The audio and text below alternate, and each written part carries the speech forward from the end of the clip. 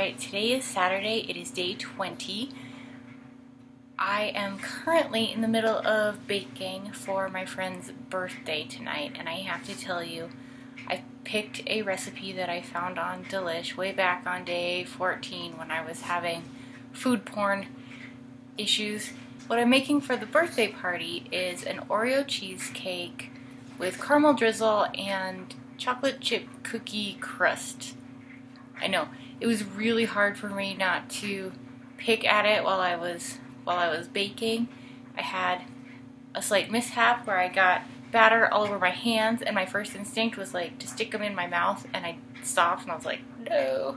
I had my hands covered in like Oreo cream and crumbs, and that was really hard for me too. So I did it, and I'm proud of myself. Of course, they're baking right now, so they're not even ready, but I've been able to stave off temptation thus far.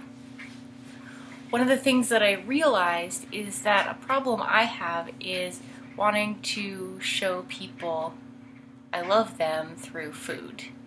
And I know that that is not an uncommon affliction, that a lot of people have similar issues with food, and I know that that's what it is, and I know that I try to please people by baking for them. Baking is something I've always really enjoyed doing, and I haven't gotten to do it very much on Whole30.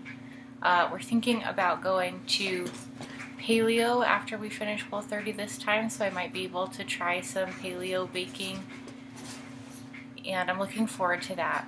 But I'm really also looking forward to spending more time reflecting on why I find it necessary to bake for people all the time, and why I want to consistently feed people sugar in order to make them happy. And I think that it's because I think that's a necessary part of being happy, and I want to share that with other people.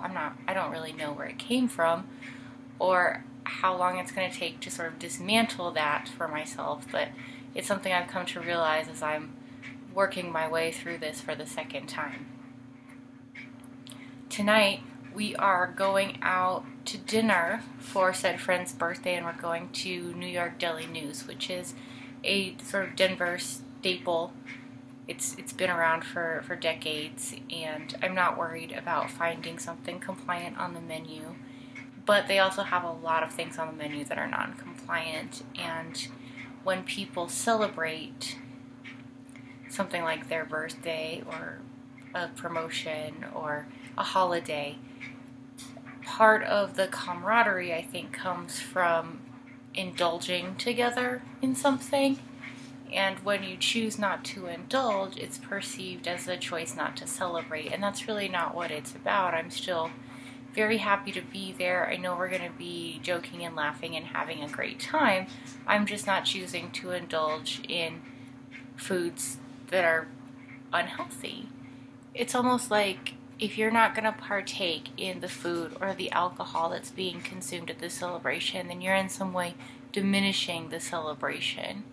When your being there adds to it, your attitude about it will add to or diminish it, but your choice not to indulge in certain foods or drinks shouldn't have that impact, although it does. So it's important, I think, and it worked really well over Thanksgiving, which was the first time I did the Whole30, to just have those conversations with your family like, I'm here.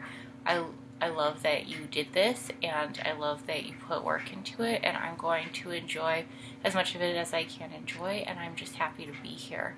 It turns into more about the celebration, the person, or the holiday, or the family, or the gathering, than it is about the food, and that's probably a much healthier way, food-wise, to look at it, but it's also a really beautiful way to celebrate.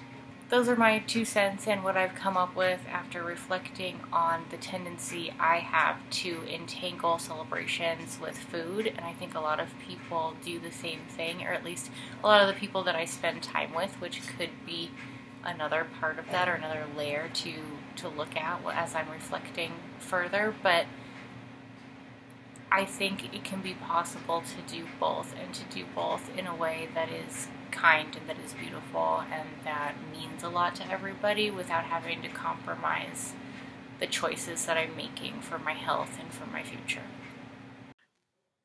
tell me about your Whole30 below, and give me a like and subscribe if you want to hear how it goes throughout the entire experience.